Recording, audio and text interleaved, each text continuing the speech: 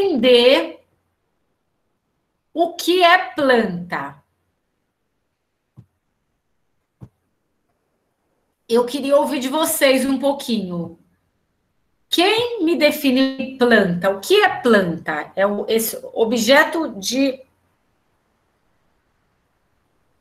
estudo da botânica. O que é planta? Como a gente caracteriza, como a gente define esse grupo de seres vivos que a gente fala tanto, né? Planta.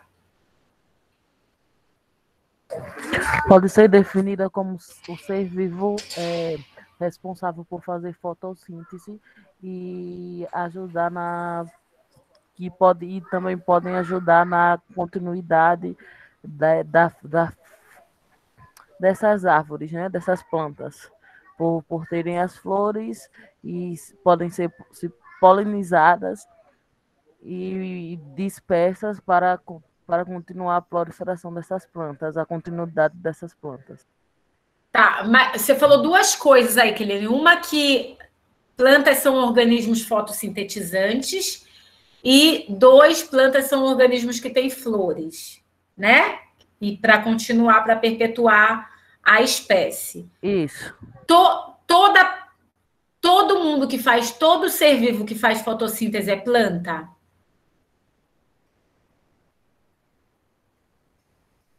Todo ser fotossintético é uma planta? Não. Então, esse é um problema, porque nem todos os organismos que fazem fotossíntese são plantas. A gente tem organismos fotossintetizantes que não são plantas. Então, no passado, planta já foi definida assim por fazer fotossíntese, mas hoje em dia a gente sabe que existem organismos que não são plantas e que fazem fotossíntese, inclusive uma planária, que não tem nada a ver com planta. Existe uma espécie de planária que faz fotossíntese e não é planta. Então, a gente tem que tomar um pouquinho de cuidado em definir planta como isso, tá? Outra coisa que você falou, plantas são organismos que têm flores para perpetuar a espécie. Tudo bem, as flores servem para isso mesmo, para reprodução. São órgãos produtores de gameta, para reprodução sexuada. Mas toda planta tem flor? Não. Não. Flor, existe um grupo grande de plantas que tem flor, que são as angiospermas, mas existe muitas plantas que não têm flor, e elas são plantas, tá? Então, hoje a gente vai tentar definir aqui isso. Parece, né? Deixa eu começar a apresentar aqui.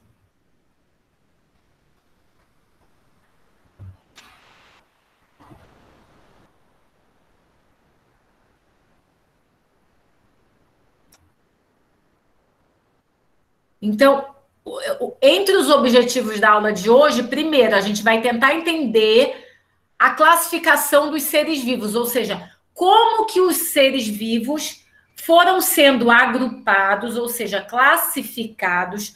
Classificar nada mais é do que agrupar os seres vivos, tá? A gente vai ver como é que eles foram sendo agrupados ao longo da história da humanidade, né, da ciência. Será que sempre a classificação foi igual? Será que ela foi alterada ao longo dos anos? Como é que é isso? Então, a gente vai tentar entender um pouquinho essa evolução até chegar no momento atual. Como é que os seres vivos estão classificados, ou seja, estão agrupados atualmente, tá? Vou mostrar para vocês a classificação atual dos eucariontes, baseada em sistemática filogenética. O que é a sistemática filogenética? A sistemática filogenética é uma metodologia, sistemática filogenética ou cladística, são sinônimos. É uma metodologia utilizada para classificação, para agrupar os organismos. Então, a sistemática filogenética surgiu na década de 50. Foi proposta por um entomólogo alemão, Willy Hennig, em 1950. Qual é o objetivo da sistemática filogenética? Fornecer uma ferramenta, uma metodologia para agrupar os organismos, porque até então não existia uma metodologia clara para agrupar os organismos. Então, a partir da sistemática filogenética, os biólogos gostaram, acharam essa metodologia coerente e começaram a usar essa metodologia para classificar os diferentes grupos de seres vivos, os diferentes grupos biológicos. Como que é essa metodologia? Primeiro eu faço uma análise filogenética, então eu pego os organismos, analiso várias características desses organismos, e aí vou ver, vocês fizeram isso lá em sistemática filogenética, só que vocês não lembram muito, mas vocês fizeram com os monstrinhos, fizeram com um grupo hipotético. A gente analisa os organismos, define o que é novidade evolutiva, o que não é, faz essa análise e, como produto dessa análise, a gente vai ter uma árvore filogenética, um cladograma. Quando eu tenho essa árvore filogenética, quando eu tenho esse cladograma, eu olho e proponho os agrupamentos, proponho a classificação. Esses grupos formados têm que ser monofiléticos. Então, esse é um paradigma da cladística. Primeiro eu tenho a árvore filogenética, depois eu proponho os agrupamentos, depois eu proponho os grupos, e os grupos têm que ser monofiléticos. A proposta de classificação dos organismos que a gente tem atualmente é baseada em sistemática filogenética, é baseada em cladística, e é isso que a gente vai ver hoje. Então, primeiro foi feita uma análise geral dos seres vivos, obteve-se uma árvore filogenética, um cladograma, e aí sim eu falo, esse grupinho monofilético vai chamar tal, esse outro grupinho monofilético vai chamar tal, esse outro grupinho, é isso que a gente vai ver hoje, tá? Então, a classificação dos seres vivos que a gente tem hoje, que eu vou mostrar para vocês, que foi proposta por uma pesquisadora americana chamada Sandra Baldalf, que eu acho que vocês já viram em algum momento do curso, foi proposta em 2003 e é baseada nessa metodologia e é a classificação que tem sido mais utilizada na ciência em geral, tá? Ainda, infelizmente, ainda não chegou muito no ensino médio, nos livros didáticos, mas está chegando. O livro da Sônia Lopes, de ensino médio, já traz. A gente sabe que as coisas vão aos pouquinhos, né? Primeiro surge no meio acadêmico, entre os cientistas, depois vai para a graduação, para os cursos de biologia em geral, por fim vai para os níveis mais básicos de ensino, para ensino médio, ensino fundamental, mas uma hora chega. E a gente tem que estar aberto para essas novas propostas, né? A gente não tem que se fechar, eu aprendi desse jeito, então vai ser desse jeito para sempre. Não. As coisas em ciência mudam, evoluem, e a gente, como professor, futuro professor, como cientista, tem que estar aberto e disponível para adquirir esses novos conhecimentos. Não posso me fechar e falar assim, não foi assim que eu aprendi, então está errado isso aí. Não. A gente tem que entender que as coisas mudam. E às vezes é mais complicado? É mais complicado. Essa nova proposta que eu vou mostrar para vocês é mais complicada, mas é o que está em vigor atualmente, que a gente tem que se abrir para isso, tá? Depois a gente vai entender melhor. Vocês já viram? Acho que vocês já viram, né? Essa proposta de classificação dos eucariontes, da Sandra Baldalf.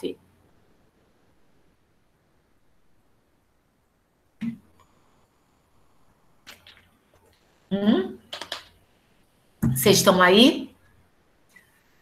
Sim. Comentaram um dia desses no grupo, alguém estava pedindo. Não, na verdade, querendo saber o nome dessa mulher. Enviaram uma parte pequena, mas não foi nem toda dessa. Mas em nenhuma disciplina vocês viram ainda? Não, que eu lembre não, né? Infelizmente, alguns professores ainda não caiu a ficha, né? Mas tudo bem, vamos lá.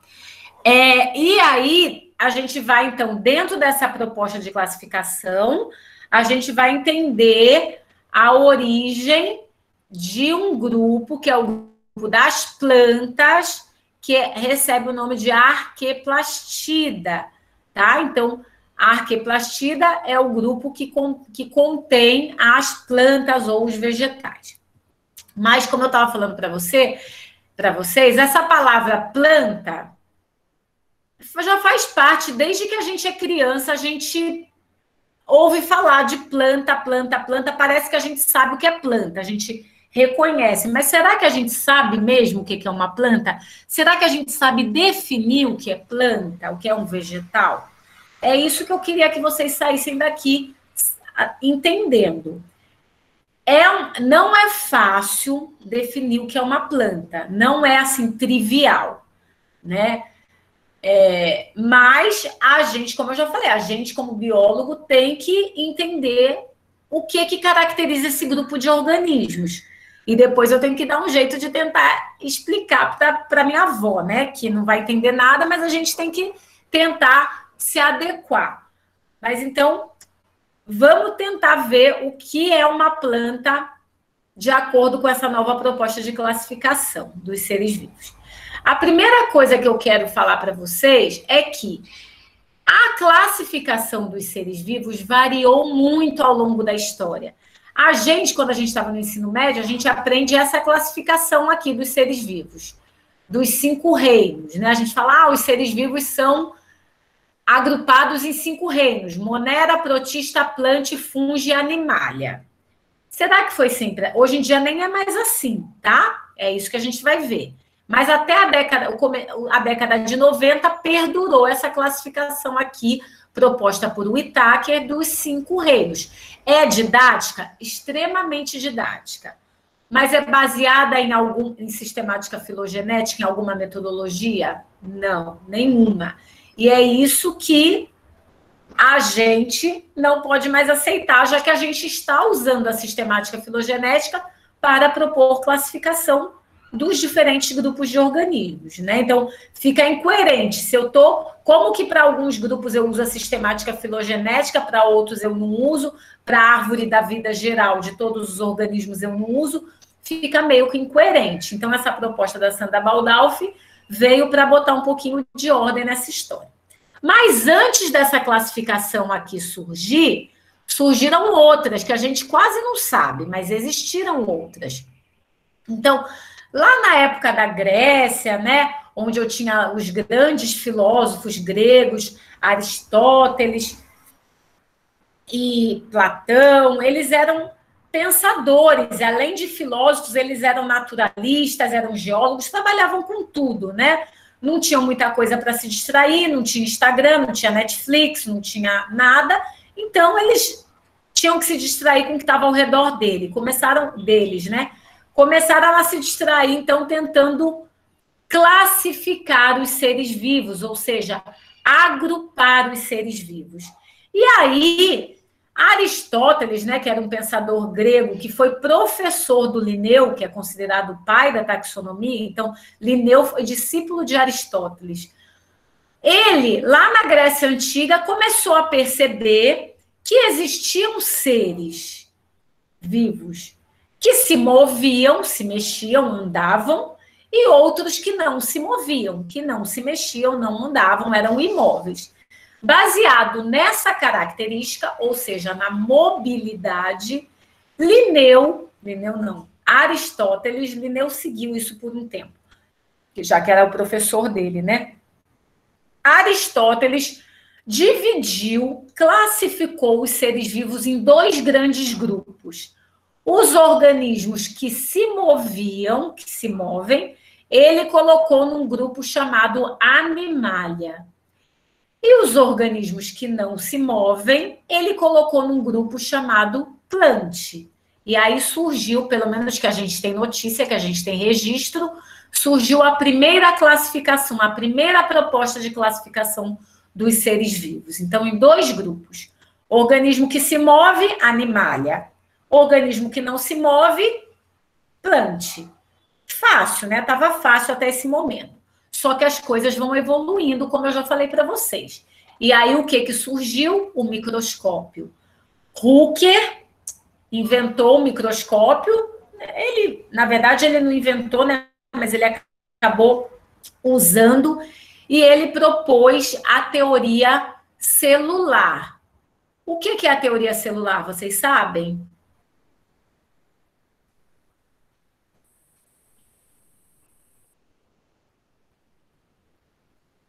Proposta por Hooker, quando ele começou a olhar os tecidos de vários seres vivos no microscópio, ele começou a ver que todos os tecidos eram compostos por umas unidadezinhas que ele chamou de quê? Essas unidadezinhas. Ninguém vai me ajudar? Célula. Célula, muito bem. Ele se baseou... O primeiro tecido que ele analisou foi o tecido da cortiça, que é um tecido morto, né? É um tecido extraído de planta, mas que está morto. Mas lembrem-se que a célula vegetal, ela tem uma parede. Ela tem a parede vegetal, que é composta principalmente de lignina, uma substância dura, e depois que vem a célula propriamente dita, com a membrana e com as organelas celulares. Então, na cortiça, a célula propriamente dita daquele tecido já está morta, mas sobra a parede dessa célula, a parede vegetal. O que Hooker viu foi essas paredes.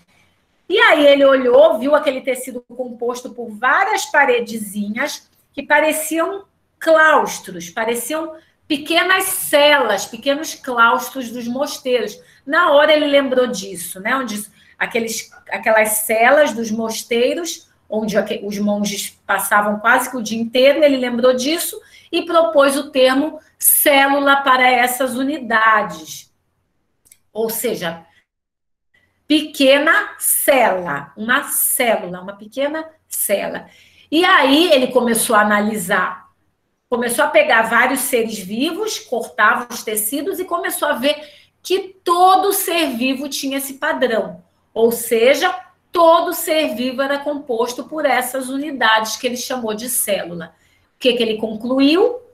Todo ser vivo é composto por células. Então, essa é a teoria celular. Baseado nisso, começaram a analisar, né, todos os seres vivos. E o que perceberam? Que alguns seres vivos, independente de se mover ou de não se mover, eram compostos por uma única célula, eram unicelulares. Então, enquanto outros eram compostos por várias células. O que Haeckel propôs? Não, essa característica aí tem um grupo de organismos tem uma célula só. O outro grupo de organismos tem várias células. Vamos separar esse grupo de organismos, isso é muito importante. Vamos separar num outro grupo. E foi isso que ele fez. Então, Haeckel propôs um terceiro grupo composto por organismos unicelulares, independente de se mover ou não se mover. Percebam que agora a característica mobilidade foi deixada de lado para propor esse terceiro grupo. Nesse grupo aqui, os protistas, foram incluídos organismos unicelulares, independente de se mover ou não. E aí, aqui, os pluricelulares móveis e aqui os pluricelulares imóveis. E aí, foi ficando, a tecnologia foi evoluindo cada vez mais, os instrumentos ópticos cada vez mais potentes, até que desenvolveram um microscópio um pouquinho mais potente que foi capaz de analisar o interior da célula. Quando começaram a analisar, né, pegaram os vários organismos e começaram a analisar o interior das células desses organismos, o que perceberam? Deixa eu desenhar aqui para vocês. Que entre aqueles organismos unicelulares, os protistas, então, todos eram unicelulares, só apresentavam uma única célula. Independente de se mover, né, de ter flagelo, ou cílios, ou ser imóvel, eles eram compostos por uma única célula. Mas alguns deles apresentavam membranas internas. Então, apresentavam umas coisinhas que eles nem sabiam o que era. Só sabia que tinham membranas no interior desses organismos unicelulares. Enquanto outros não... Aqui é o material genético, tá, gente? Que eles também não sabiam nem o que era. Só viu um emaranhado lá, não sabia o que era isso, nem para que servia. viam essa coisinha, só percebiam que, nossa, que engraçado, alguns organismos unicelulares apresentam membranas internas e outros não apresentam membranas internas. E aí, esses organismos com membranas internas, eles passaram a chamar do que mesmo? Eucariontes. Isso mesmo.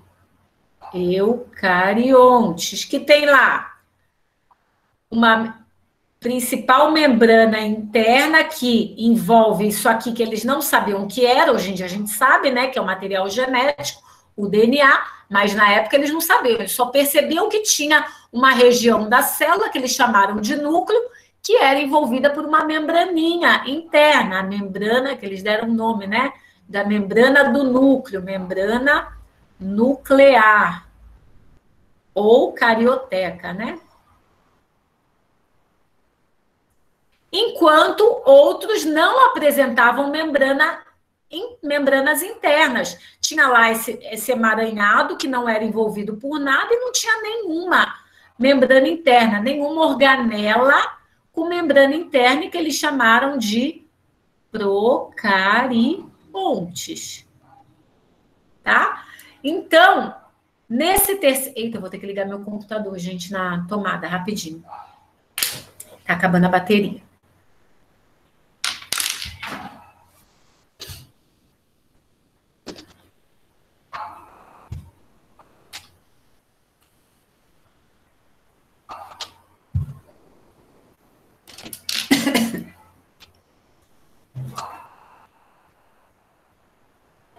Então, nesse terceiro momento, eles perceberam que alguns seres unicelulares não apresentavam membranas internas, eram procariontes, enquanto outros apresentavam, eles falaram, não, isso aí é muito importante, a gente não pode deixar tudo misturado, como assim?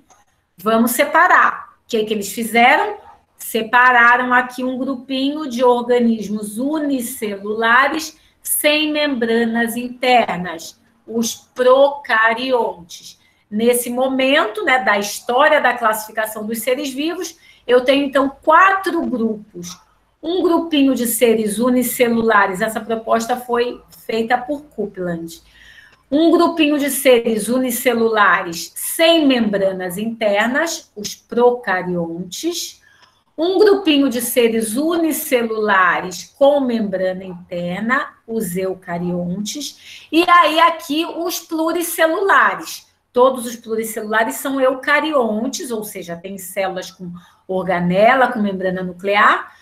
E aí, aqui continuou igual. A única coisa que aqui eram os pluricelulares eucariontes móveis, e aqui os pluricelulares eucariontes que não se mexem, não se mexiam. Não se mexem até hoje, né? Tudo bem até aí? Tá dando para perceber como a classificação foi mudando ao longo do tempo? Dependendo do que ia surgindo no momento, naquele momento da história? Uhum. Tá? É que, em geral, a gente não sabe essa historinha, né? A gente acha que sempre foi assim, já surgiu assim, mas não, foi evoluindo ao longo do tempo, tá? E aí, por fim, não todo fim, né? Quase fim, porque a gente sabe, hoje em dia já mudou de novo. Por fim, foi o boom da fisiologia. Vamos ver como os organismos obtêm sua fonte de energia. Né? Como é que esses organismos conseguem se nutrir? E aí viram que, em geral, alguns protistas eram autótrofos, ou porque faziam fotossíntese ou quimiossíntese, né? Então, a fotossíntese é o processo pelo qual eu uso a energia luminosa para unir os átomos de carbono, de hidrogênio e de oxigênio para formar uma molécula de glicose. Então, a molécula de glicose tem 3 elementos químicos, carbono, hidrogênio e oxigênio. 6 carbonos, 12 hidrogênio e 6 átomos de oxigênio. Mas esses átomos estão livres, assim, o que eu preciso para unir esses átomos, para as ligações químicas? Preciso de energia. Da onde vem a energia na fotossíntese? Da luz solar. Então, a energia luminosa vai estimular os elétrons, que vai fornecer energia para as ligações químicas entre carbono, hidrogênio e oxigênio. Então, os organismos fotossintetizantes usam a energia luminosa para produzir moléculas de glicose. Os organismos quimiosintetizantes, da onde eles obtêm energia? Da quebra, da ligação química de outras substâncias químicas. Então, eles encontram substâncias químicas na natureza, eles conseguem quebrar, né, o processo de fissão, eles quebram essas moléculas, a quebra, né, quando eu separo dois átomos, libera energia, e essa energia que é usada pelos organismos quimiosintetizantes para construir moléculas de glicose, tá? Então, na verdade, a quimiossíntese e a fotossíntese, o objetivo principal desses processos é produzir glicose. A fotossíntese vai ter como refúgio o oxigênio e a água. Mas os organismos fotossintetizantes não estão fazendo fotossíntese para liberar oxigênio para a gente, né? Às vezes a gente fala assim, para que serve a fotossíntese? Qual é a principal função da fotossíntese? Você vê assim, ou escutar, para liberar oxigênio para a gente, para a atmosfera. Não, a principal função da fotossíntese é produzir glicose para o organismo fotossintetizante. Como refúgio, como coisa que aquele organismo não vai utilizar naquele momento, eu tenho água e oxigênio que vai ser liberado. Se aquele organismo não vai usar nem a água nem o oxigênio naquele momento, ele libera para o ambiente. Mas a glicose ele produziu para ele. Então, essa é a principal função da fotossíntese, tá? Oxigênio é consequência, a liberação de oxigênio e de água é consequência do processo de fotossíntese, tá? Então, voltando, começaram a perceber que alguns organismos eram autótrofos, enquanto outros eram heterótrofos. E começaram a ver, aqui, todos esses organismos aqui são heterótrofos, precisam de uma fonte externa de nutrição, precisam ir atrás de algum alimento, alguma fonte externa de nutrição. Já aqui, esses organismos imóveis, olha que engraçado, parte desses organismos consegue produzir sua própria glicose, por meio desse processo que é a fotossíntese. Mas parte não. Parte precisa de uma fonte externa de nutrição, precisa decompor algum material e absorver os produtos dessa decomposição. Ou seja, é heterótrofo também, como esses organismos aqui. Apesar deles serem imóveis, eles são heterótrofos, então a gente não pode manter esses organismos aqui, vamos separar. E foi assim que foi, então, criado o grupo dos fungos.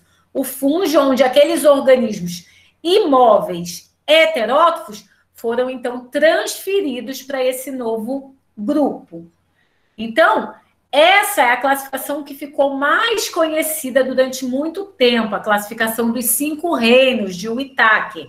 Então, aqui eu tenho os organismos unicelulares procariontes, aqui eu tenho os organismos unicelulares eucariontes, aqui eu tenho os pluricelulares, todos eucariontes. Aqui, os pluricelulares eucariontes móveis, heterótrofos.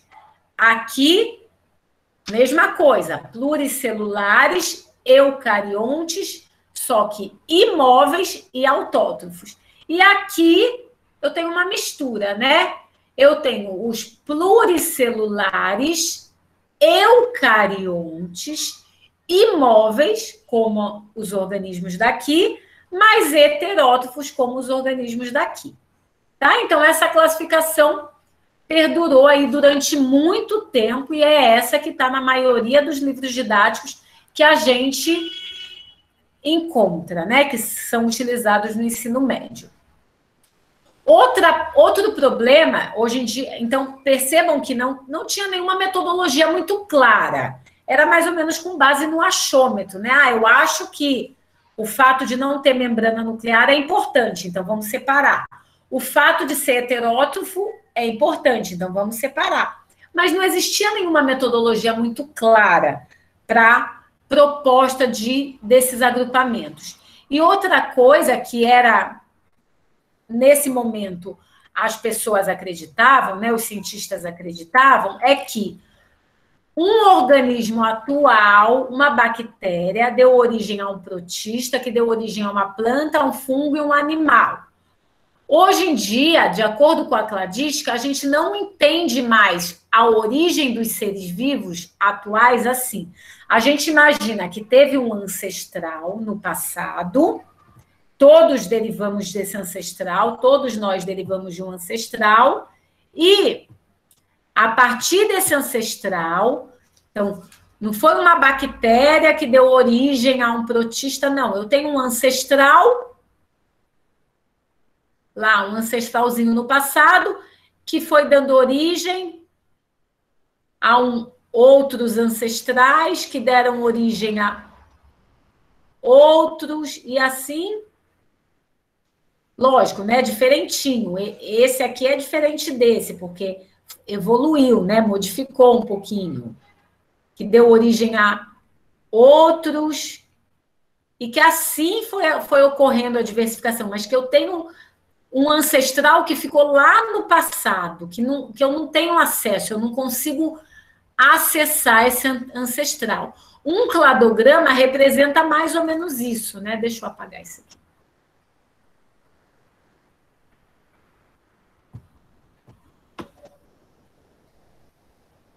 Quando eu represento, por meio de um cladograma, a filogenia de um grupo, eu estou imaginando exatamente isso. Então, peraí lá.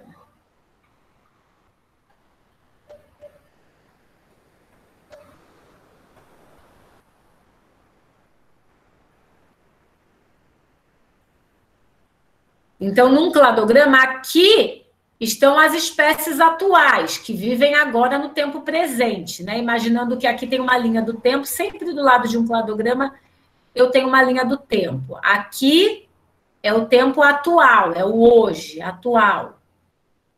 E aqui é o passado, sei lá, 500 milhões de anos atrás, quando surgiu a primeira... quando a vida surgiu. Então, aqui eu tenho um ancestral, tá lá, 500 milhões, que deu origem a esse descendente, que deu origem a esse outro descendente. Que esse aqui, que é ancestral desse, é ancestral desse grupo aqui. Então, nos nós, aqui essa região que é chamada de nó do cladograma, eu tenho os ancestrais, que são imaginários, são hipotéticos, mas todo mundo aqui, todas essas espécies atuais, têm um ancestral comum. Essas aqui têm um ancestral comum mais recente, né? Se eu for ver isso aqui, sei lá, 400 milhões de anos atrás. Essas três aqui têm um ancestral comum, ou seja, alguma espécie que diversificou e deu origem a elas ainda mais recente, 300 milhões de anos. É isso que um cladograma tenta representar para a gente, tá? Tudo bem até o momento? Então, não é uma espécie atual. A gente não imagina que essas espécies atuais aqui, né? Imagina que seja um monte de xizinho.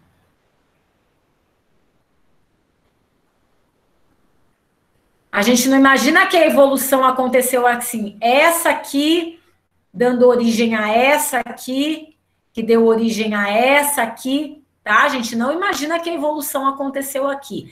Esses ancestrais aqui, a gente não vivem atualmente no planeta Terra, viveram no passado, tá? Tá dando para entender isso, gente?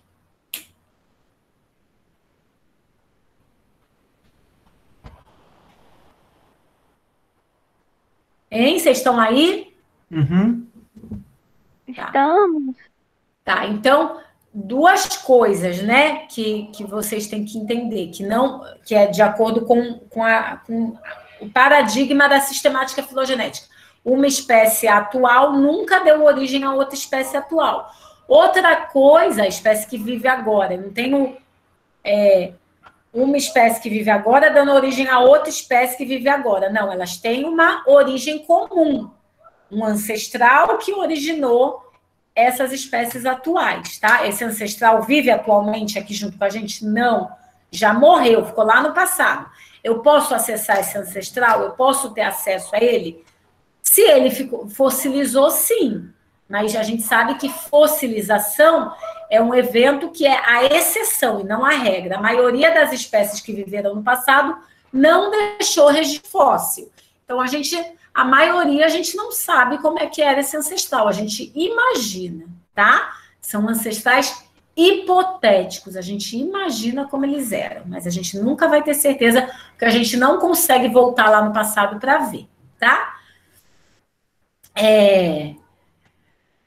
Então, com o advento da sistemática filogenética ou cladística, que, como eu falei para vocês, foi proposta por Willy Hennig em 1950, a biologia como um todo gostou dessa metodologia, achou coerente e começou a usar para classificar os diferentes grupos biológicos. Então, a botânica começou a usar a entomologia, a ornitologia, todo o pessoal de bactéria, de vírus, de fungos, todo mundo começou a usar essa metodologia para propor classificação dos grupos.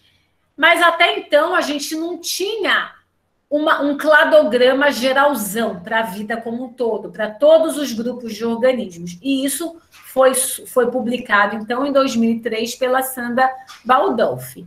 Então, a gente sabe, eu deixei essa frase aqui, que em ciências não existem verdades absolutas. Ou seja, aquela proposta é válida naquele momento. Então, no momento lá de Aristóteles, aquela proposta de classificação era aceita naquele momento, e para eles era o que tinha de melhor. Depois veio uma outra proposta de classificação que era aceita naquele momento. E assim foram vindo outras. Hoje, a gente tem essa proposta de classificação aqui, baseada em sistemática filogenética, publicada por essa pesquisadora americana, Sandra Baldolfi. Ela é válida? É válida nesse momento. Nesse momento é o melhor que a gente tem. Mas ela vai durar para sempre? Provavelmente não.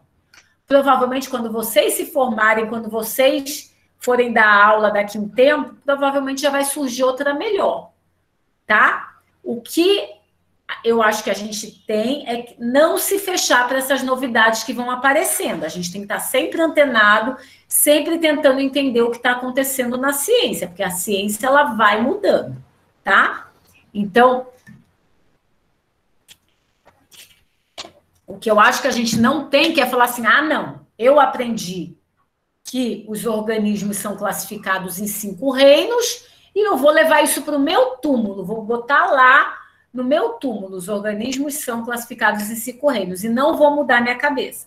Não é assim que a coisa funciona. É mais complexa essa classificação? É mais complexa. É muito mais didática em 5 reinos. Em 5 minutos eu expliquei para vocês. Os organismos, e acabar a aula, os organismos são classificados em 5 reinos. Monera, protista, animalia, fungi e plante. Pronto, acabou. E dava característica de cada um deles e acabou. Muito mais tranquilo. Mas a gente tem algo melhor atualmente, algo mais coerente com o que a gente acredita, com o paradigma biológico? Temos. Então, mesmo sendo mais complexo, a gente tem que botar a cabeça para funcionar e tentar entender essa complexidade. Tudo bem? Então, eu quero que vocês saiam daqui, pelo menos entendendo o que é planta dentro dessa nova proposta de classificação. Tudo bem? Esse é meu objetivo principal da aula. Pelo menos o que é planta, vocês têm que saber caracterizar, de acordo com essa...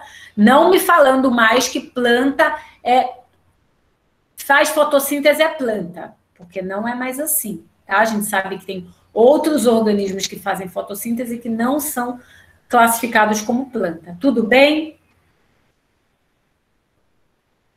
Vocês vão se esforçar? Sim. Tá bom. Então, eu vou apresentar para vocês agora essa proposta. A Sandra Baldolfo, essa pesquisadora americana, ela só trabalhou com os eucariontes. Então, ela não trabalhou com procariontes. As bactérias não estão nessa proposta de classificação, tá? A gente ainda não tem uma filogenia para as bactérias. A vida, atualmente, né, os seres vivos, são classificados em 3 domínios, que é uma categoria acima de reino. Eu tenho 3 domínios, que parece que os biólogos, de uma maneira geral, têm tratado a vida assim. Então, a gente tem 3 domínios. 2 domínios são de seres procariontes, arqueia e bactéria. Arquebactéria e bactéria. E um domínio de seres eucariontes, que são os eucária. A Sandra Baldolfo só trabalhou com esse domínio aí, o domínio dos eucária, tá? Os eucariontes. E esse trabalho dela foi primeiramente publicado em 2003 na revista Science. Então, não é pouca coisa, né? Eu não sou leviana, não estou trazendo para vocês uma coisa que não é aceita na comunidade biológica como um todo, na ciência como um todo, tá? Então, em qualquer lugar do mundo, essa classificação é a mais atual, é a que está sendo mais aceita. Existem outras pontuais? Existem, mas não está indo muito para frente, e essa é que está sendo mais aceita em todas as universidades americanas, nas melhores universidades do mundo e do país também, tá? Então, a Sandra Baldolfo publicou primeiro na Science em 2003. Em 2008, ela publicou novamente, mas é a mesma coisa, basicamente. Ela só deu uma revisada melhor ainda. Ela publicou, então, em 2008, uma visão geral da filogenia e diversidade dos eucariontes, que foi publicado, então, no Journal of Systematics and Evolution, que também é uma revista científica extremamente conceituada, de alto impacto, tá? E aí está aí a proposta de classificação dos eucariontes da Sandra Baldolfo. Vocês já viram esse cladograma? Isso é um cladograma meio estilizado. Já, né? Imagina que você já tivesse visto. Então, de acordo com essa proposta, perceba, aqui são os organismos atuais, né? Os seres atuais. Como ancestral, não é nenhum desses que está dando origem a outro desses. Aqui está representado uma raiz, um ancestral comum de todos os eucariontes. Então, a gente tem um ancestral comum, que eu não sei como é que ele era, não sei como ele chamava, mas existiu no passado esse ancestral que foi se diversificando e dando origem a todos esses outros grupos. Então, cada grupinho desse é um grupo monofilamente. Primeiro ela obteve a árvore, o cladograma. Isso aqui é um cladograma, tá? Meio estilizado, mas é um cladograma. Existe essa mesma filogenia na forma naquela topologia mais usual de cladograma mesmo. Mas isso aí é o desenho original do artigo, tá? Então, primeiro ela obteve esse cladograma, essa árvore, e aí ela falou, isso aqui é um grupo monofilético, eu vou chamar então esse grupinho de opistocontas. Isso aqui é um outro grupo monofilético, eu vou chamar de amebozoa. Isso aqui um outro, arqueplastida. E assim ela definiu 8 grupinhos, 8 grupos monofiléticos, 8 clados, tá? Todos os eucariontes, se vocês forem ver, estão por aí, né? Então, aqui, os animais, os metazoa, né? Os vertebrados, as esponjas, os fungos, a maioria dos fungos está aqui, mais próximo de animais, percebam, né? Que fungo está junto com o animal nesse clado, em opistocontas. Aqui tem outro grupinho de fungos, ou micetos, que cai perto de alga marrom, de diatomácea. É uma proposta de classificação que a gente tem que começar a se acostumar. Então, cada grupo de organismo que eu for trabalhar, é só procurar aqui que ele vai estar em algum desses clados aí, em algum desses grupos propostos pela Sandra Baldolfo, tá? Aqui, para essa disciplina, que grupo que me interessa? Esse daí, arqueplastida. é aí que estão as plantas. O que a gente chama popularmente de planta são os representantes de arqueplastida, tá? Então, hoje em dia, eu não tenho mais, biologicamente falando, o termo plante. Não tem mais. Se você for procurar aí, não vai ter plante, né? Como tinha lá na proposta dos 5 reinos, que tinha lá um reino chamado de plante. Hoje em dia, a gente tem um grupo chamado de arqueplastida. Mas a maioria dos organismos que estavam colocados lá em plante estão aqui em arqueplastida.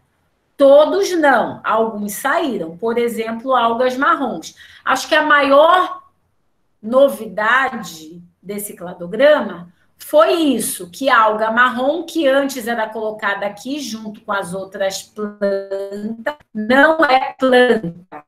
A alga marrom tem uma outra origem, surgiu num outro momento, não é aparentado com a alga vermelha, com as algas verdes, as plantas terrestres, é um outro grupo e a gente já vai ver o que tem de diferente nas algas marrons.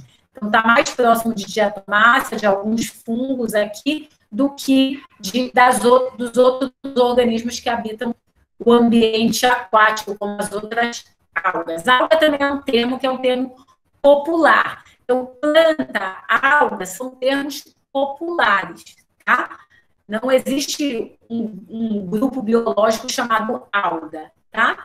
Em geral, os organismos que habitam o ambiente aquático e que são meio talosos, a gente chama de alga, mas não é um termo biológico, é um termo coloquial, um termo popular, assim como o termo planta. Planta é um termo popular, tá? Então, e o que é planta? São os representantes de arqueplastida. A gente já vai ver o que esses organismos têm em comum. Cada clado desse, para isso aqui ser um clado, para isso ser um grupo monofilético, tem que ter uma característica comum. O que fez com que todos esses organismos caíssem agrupados aqui nesse grupo, nesse clado, nesse grupo monofilético? Qual é a novidade evolutiva? O que tem de diferente com o ancestral desse grupo? É isso que a gente vai ver agora, tá? Qual é a autapomorfia desse grupo? Então, sempre que eu viro um clado, um grupo monofilético, ali, apoiando aquele clado, vai ter uma novidade evolutiva, uma característica que é diferente do ancestral. E a nossa missão é descobrir qual é. Em geral, um artigo no trabalho está dizendo, a arqueplastida é caracterizada por isso, isso, isso. A autapomorfia de arqueplastida é isso, isso, isso. E é isso que a gente vai ver agora, tá? Tudo bem até aí? Sim. Então, a ideia é a gente entender qual é a autapomorfia de arqueplastida, qual é a novidade evolutiva, o que esses organismos apresentam que os demais aqui não apresentam, que é a exclusividade desse grupo, tá? Esse termo, arqueplastida, arque significa antecessor, ancestral.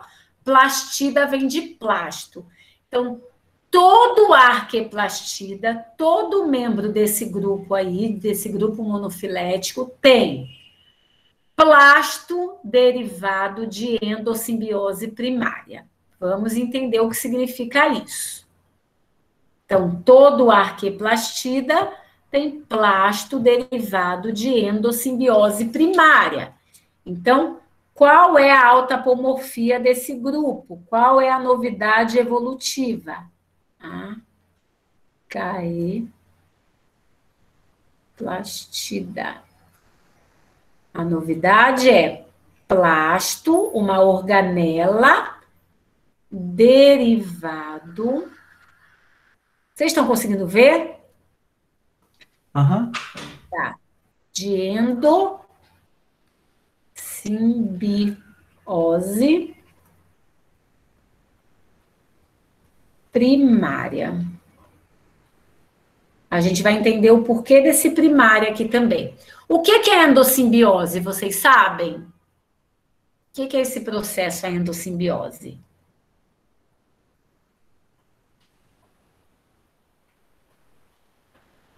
O que é simbiose?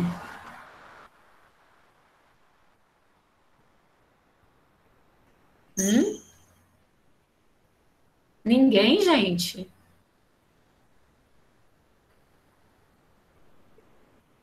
Ninguém chuta o que é simbiose? Não acredito. É quando os organismos vivem em conjunto e são beneficiados? Muito bem. Simbiose é uma relação ecológica, né? A gente tem várias relações ecológicas. Temos predação, parasitismo, a gente tem várias. Uma delas é a simbiose ou mutualismo, onde os organismos vivem juntos e ambos se beneficiam dessa união. Então, isso é simbiose. Endossimbiose, endo significa dentro, né? Então, é uma simbiose onde um dos organismos está dentro do outro. Isso é uma endossimbiose, tá? Então, vamos ver como que isso aconteceu. Lá no passado, eu tinha lá um organismo eucarionte, aqui está a membrana nuclear, o material genético, as outras organelas, retículo, sei lá, nem me lembro do nome das organelas, lembro sim. Retículo endoplasmático, lisossomo, sei lá, tá? Eu tinha lá esse organismo eucarionte vivendo bem, só que ele é heterótrofo, ou seja, ele não produzia o seu próprio alimento, ele tinha que ir atrás de alguma fonte. Se vira, negão, vai atrás de alguma fonte de nutrição, senão você vai morrer. E junto lá com ele, no mesmo caldão lá, na mesma água, lembra que a vida surgiu na água, né? Vivia um outro organismozinho, com seu material genético disperso, um procarionte, uma bactéria, quimiosintetizante, ou seja, essa aqui conseguia produzir sua própria fonte de energia, seu próprio alimento. Eu não gosto de falar de alimentos, senão vocês pensam logo em arroz, feijão, macarrão. Glicose, né? Sua própria glicose. Eles estavam lá vivendo, até que, não sabe-se por quê, né? Eventos que acontecem aleatoriamente. O que aconteceu? Eles chegaram juntinho um do outro e esse um aqui, esse eucarionte, englobou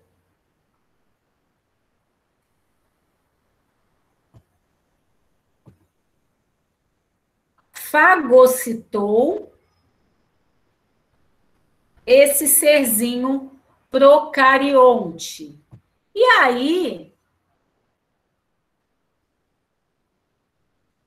essa relação parece ter sido benéfica, por quê? Porque eles não se separaram mais.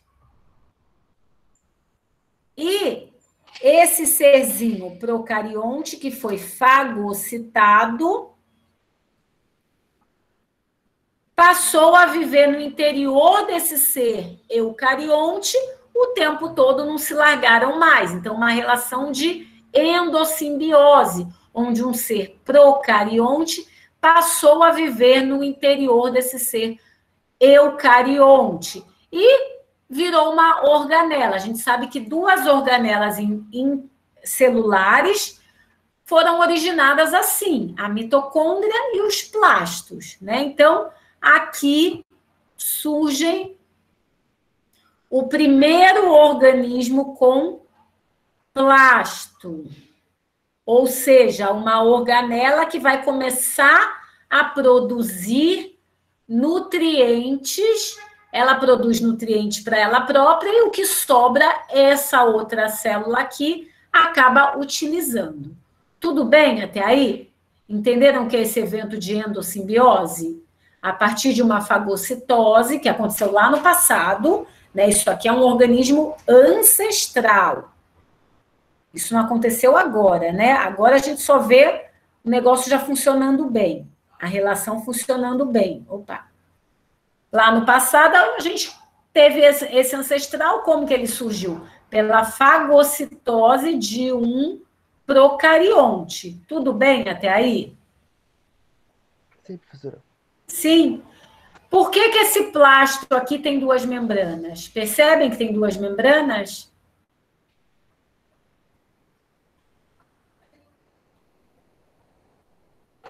Vocês conseguem perceber que esse plástico aqui tem essa membrana que eu fiz de preto e essa membrana de laranja? Essa membrana laranja? Por que isso? Por quê?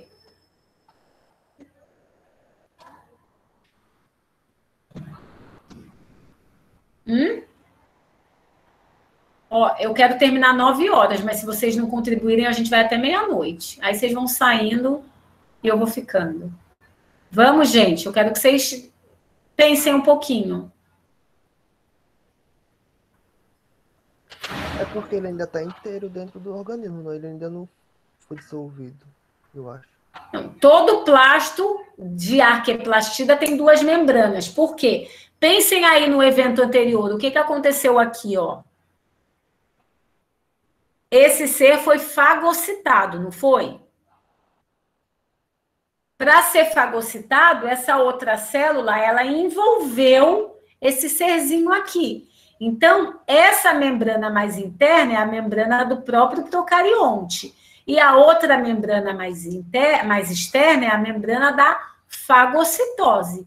Todo evento de fagocitose, essa membrana se forma aqui, isso é colocado para dentro da célula e depois essa membrana se fecha aqui, tá? Então, essa membrana mais externa do plasto é a membrana da fagocitose, desse evento de fagocitose. E a outra membrana que eu fiz em laranja é a membrana do próprio organismo. Tudo bem?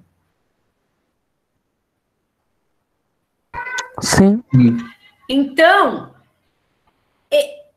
todo plasto de arqueplastida vai ter 2 membranas apenas. Por quê? Porque só teve um evento de fagocitose, por isso que chama endossimbiose primária. Por que eu digo isso? Porque lembram das algas marrons que não são mais arqueplastida? Que saiu fora de arqueplastida? As algas marrons, elas também têm plasto, elas também são fotossintetizantes, elas também acumulam pigmento no interior do seu plasto. Mas os plastos das algas marrons têm 3 ou 4 membranas ao invés de 2. Por quê? Esse plasto, ele é produto de endossimbiose secundária, ou seja, veio um outro organismo e englobou todo mundo aqui. E aí o plasto de alga marrom tem 3 ou 4 membranas. Deu para entender? Então, o plasto de alga marrom, a origem do plasto de alga marrom é diferente da origem do plasto de alga verde, alga vermelha, planta terrestre. Esse plasto de arqueplastida, que são esses grupos que eu citei, é produto de endossimbiose primária. Por isso, o plasto só tem 2 membranas. Tudo bem, gente? Deu para entender isso?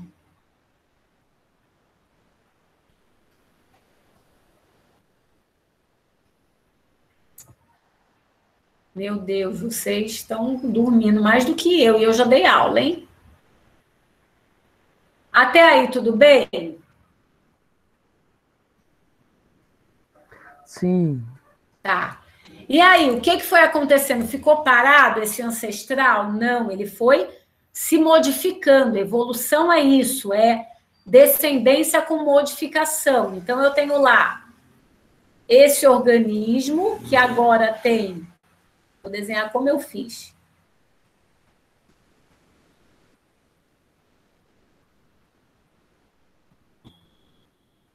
Tem lá um plastinho que veio lá da bactéria que foi englobada. E aí, esse organismo vai permanecer assim sempre? Não, ele vai se modificando, né? Então, esse ancestral que viveu lá no passado foi, ao longo do tempo, se modificando, seus descendentes, não ele, né? Os descendentes foram sofrendo mutações e foram se modificando. A primeira modificação que aconteceu foi que esse organismo aí com 2 membranas... eu vou desenhar com as 2 membranas pretinhas, agora vocês já sabem como é que é. Ele deu origem há um organismo que passou a acumular pigmento verde no seu interior. Esse pigmento verde chamado de clorofila, que é estimulado pela luz solar. Então, num primeiro momento, esse ancestral deu origem a esse descendente que passou a acumular pigmento verde no seu interior e deu origem também a outro descendente que praticamente ficou igual a ele, que não sofreu tanta modificação assim, cujo plasto não acumula pigmento no seu interior. Então, desse ancestral surgiram dois descendentes, um que permaneceu basicamente igual a ele e o outro que passou a acumular pigmento verde no seu interior, esse pigmento que é chamado de clorofila. A evolução sempre vai acontecendo assim, vai se bifurcando, e um organismo sempre permanece muito parecido com o ancestral. Depois, ao longo do tempo, lembrem, né? Isso aqui é uma linha do tempo, de novo. Aqui é o tempo atual, mais atual. Aí, esse outro ancestral aqui deu origem a um descendente que, além de pigmento verde no interior do seu plasto, também acumulou, passou a acumular pigmento vermelho no interior do seu plasto. Então, o plasto tem tanto pigmento verde quanto um pigmento acessório, pigmento vermelho, ficobilina, que continuou evoluindo e deu origem às algas vermelhas. E também deu origem a um outro descendente. Vejam, sempre é uma relação ancestral-descendente, que permaneceu muito parecido com ele, com pigmento verde no interior do seu plasto.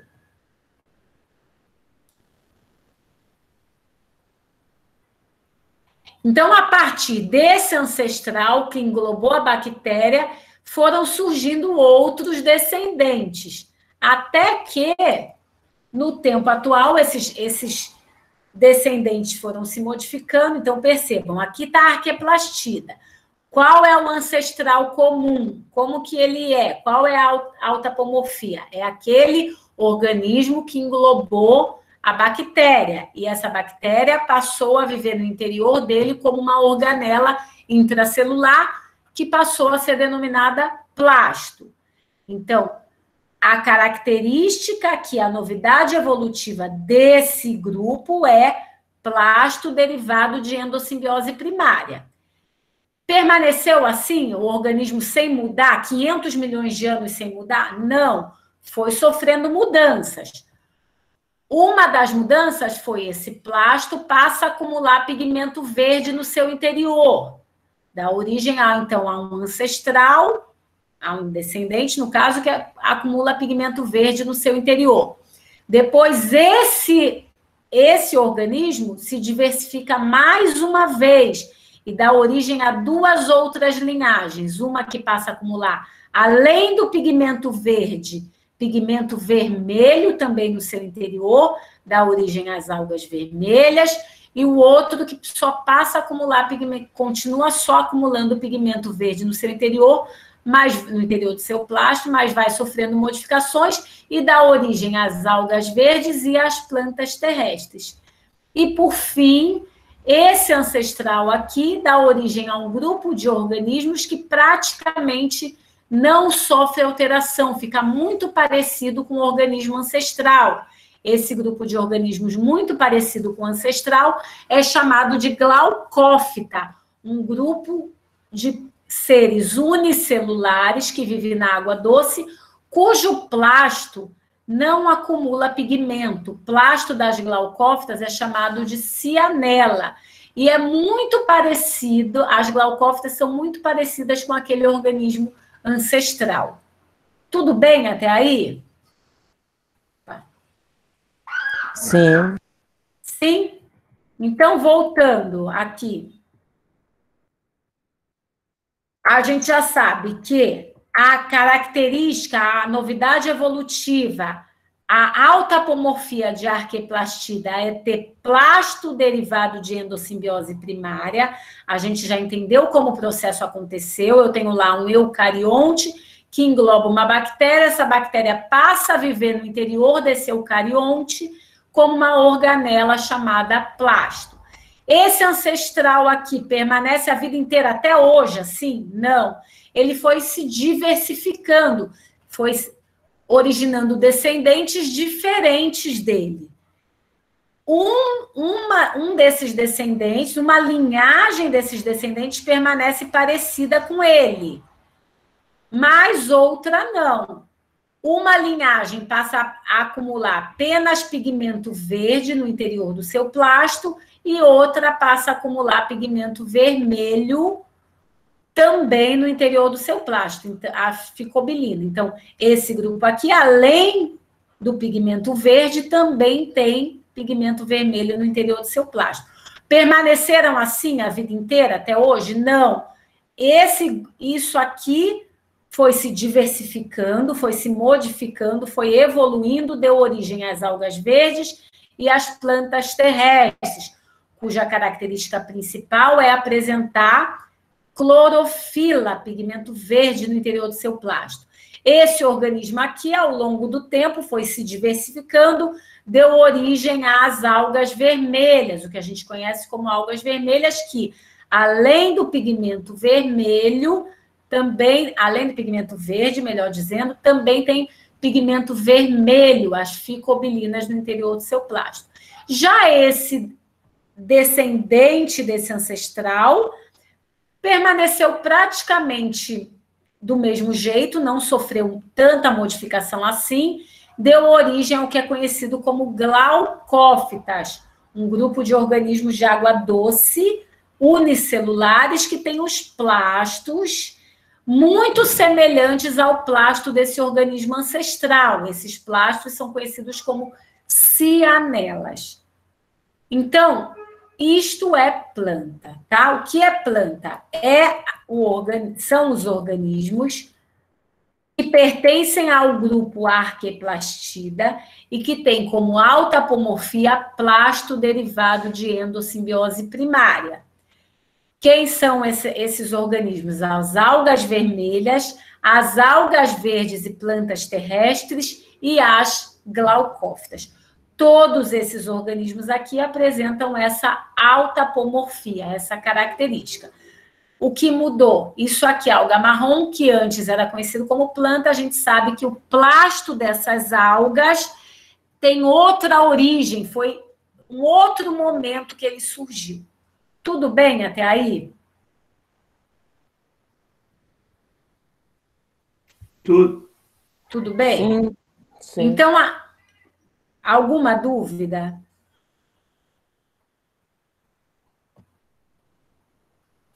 Não. Seria Não. como a senhora falar de novo que seria plantas, para ver se fixou direitinho aqui.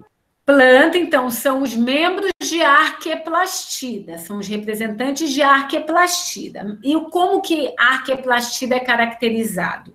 Não é fácil, tá? Assim, não é fácil de eu explicar para um leigo, mas os representantes de arqueplastida têm como característica exclusiva, ou seja, autapomorfia, plasto derivado de endossimbiose primária. Plastos com duas membranas. A partir desse ancestral foi se diversificando, foi dando origem a outros organismos, né? Então, as algas vermelhas, as algas verdes e plantas terrestres, essa linhagem verde de arqueplastida, e as glaucófitas. Isso é planta. Representantes dessas três linhagens é que são plantas, porque todas apresentam plasto derivado de endossimbiose primária. Tudo bem? Deu para entender? Quem foi que perguntou? Eu nem vi. Keliane. Deu para entender, Keliane? Sim. Vamos ver um videozinho agora bem rapidinho, que demora 8 minutinhos para ver se fica mais claro ainda para vocês, que é um vídeo bem didático, bem ilustrativo. Talvez dê uma clareada aí, vamos ver. Qualquer coisa, depois a gente volta para... Vamos ver se vai chegar para vocês aí. Eu tenho que desligar meu microfone, tá? Porque senão...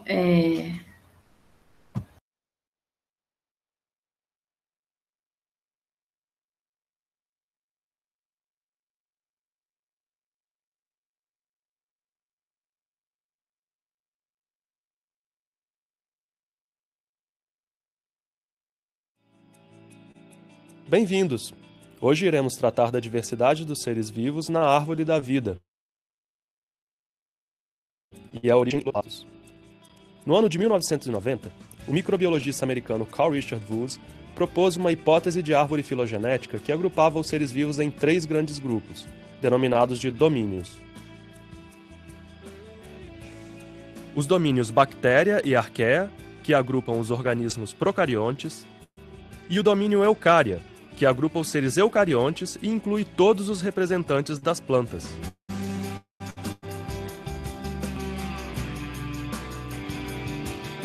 Em 2003, Sandra Baldorf propôs uma filogenia apenas para o domínio eucária. E apesar da existência de outras hipóteses de filogenia, atualmente este modelo é um dos mais utilizados no mundo acadêmico e científico. Nesse cladograma, os autores dividiram os eucariontes em 7 grandes grupos, denominados de supergrupos. Os supergrupos alveolados e extramenópilos, que por sua vez estão reunidos no supergrupo cromoalveolados, os escavados, os opistocontes e amebozoa, que conjuntamente compõem os unicontes, o supergrupo rhizaria e o supergrupo arqueplastida, no qual estão todos os representantes conhecidos como plantas. O supergrupo arqueplastida inclui o clado Glaucófita, um grupo pequeno de microalgas unicelulares e colônias de água doce. As algas vermelhas ou rodófita, as algas verdes clorófita, carófita e prasinofícias, e as plantas terrestres, que incluem as briófitas, pteridófitas, gimnospermas e angiospermas. O termo planta é um termo um tanto controverso. Por quê? Porque nos remete a uma ideia de que plantas possuem clorofila A, são fotossintetizantes e apresentam raiz, caule e folha. No entanto, hoje sabemos que nem toda planta é verde ou possui raiz, caule e folha. Da mesma forma, organismos que fazem fotossíntese não necessariamente são plantas. Alguns exemplos são as algas vermelhas, que têm uma coloração avermelhada e não necessariamente são verdes e correspondem ao clado das plantas. Outros exemplos são os musgos, que são pequenas plantas, mas que não possuem raiz, caule e folha, mas que representam dentro deste clado. Hoje em dia, sabemos que a característica que reúne a todos os representantes das plantas é a presença de um cloroplasto simples, ou seja, um cloroplasto com 2 membranas, que deriva de uma endossimbiose primária, o qual o nome de arqueplastida é o nome mais adequado para esses organismos endosimbiontes primários que derivaram a partir do ancestral de uma cianobactéria. A origem e diversificação dos cloroplastos constitui um dos eventos evolutivos mais notáveis da vida na Terra. Acredita-se que a origem do cloroplasto descenda de uma cianobactéria ancestral, um procarionte gram-negativo. Essa cianobactéria teria sido fagocitada por uma célula eucariótica heterótrofa.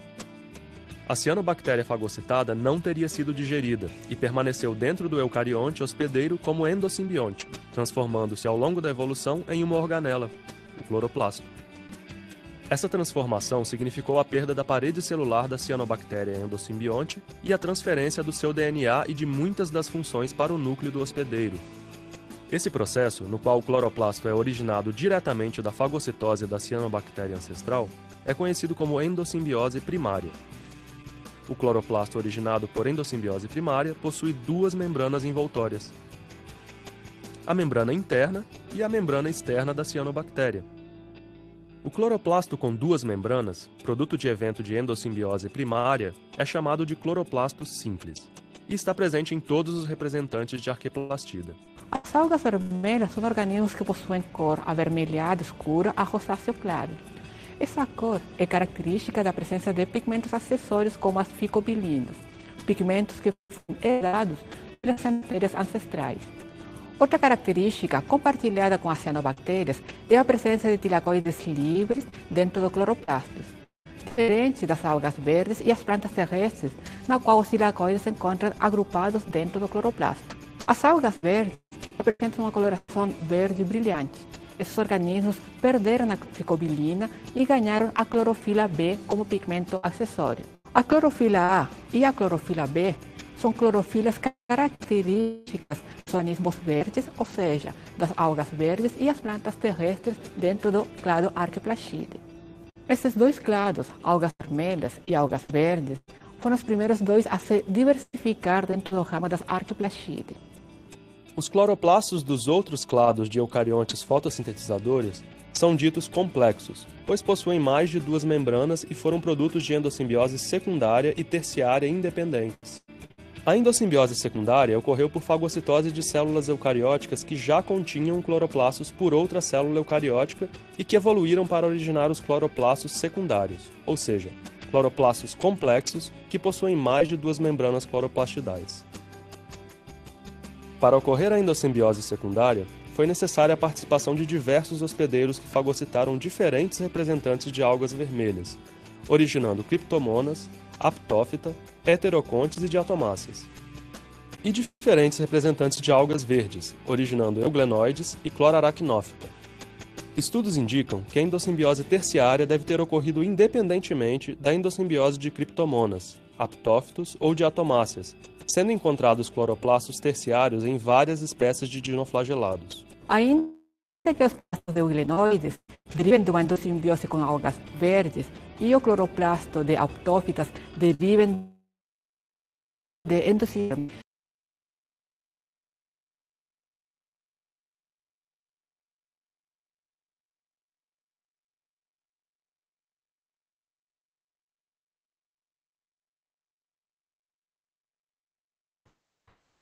Vocês conseguiram escutar? Sim. Sim? Então, na verdade, ela vai entrar numa parte que para a gente não é tão importante, que é como é que são os cloroplastos e os outros grupos, mas deu para entender, então, o que é arqueplastida, o que é planta, de acordo com essa proposta de classificação da Sandra Baldolfi?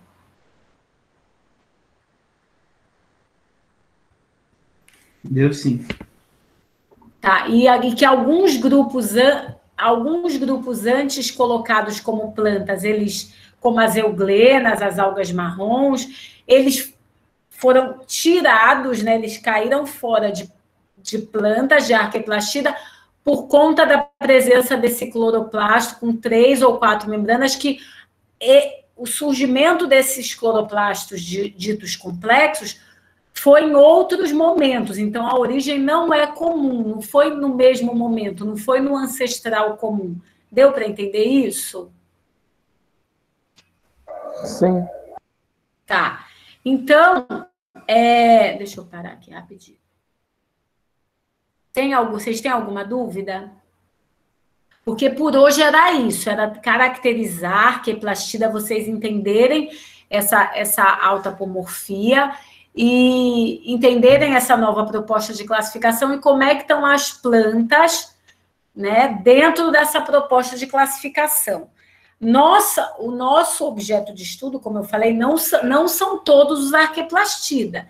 Na verdade, entre as plantas terrestres, que é um dos clados de arqueplastida, a gente vai trabalhar com aquelas plantas terrestres que apresentam sementes. Então, a partir da próxima aula, a gente já vai entrar no nosso objeto de estudo propriamente dito.